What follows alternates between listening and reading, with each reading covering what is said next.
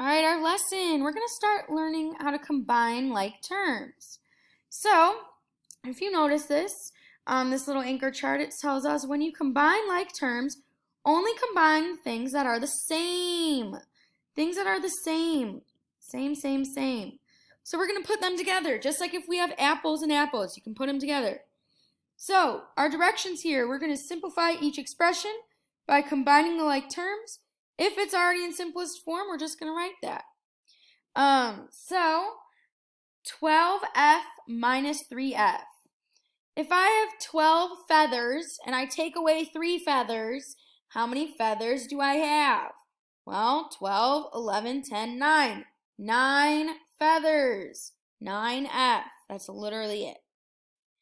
If I have the next one, 7 monkeys. Then you're going to add 1 monkey, just that little small monkey, so that means 1 monkey. 7 monkeys plus 1 monkey. It's going to be 8 monkeys, 8M. All right, if I have 180 hippos and 35 jaguars, can we combine hippos and jaguars? No, they're not the same. So we literally can't combine, so it's already in its simplified terms. You can just put 180H plus 35J, or you can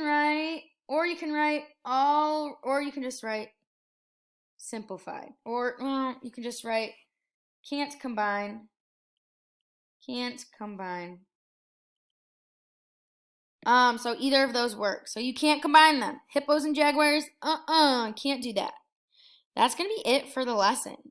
Great job.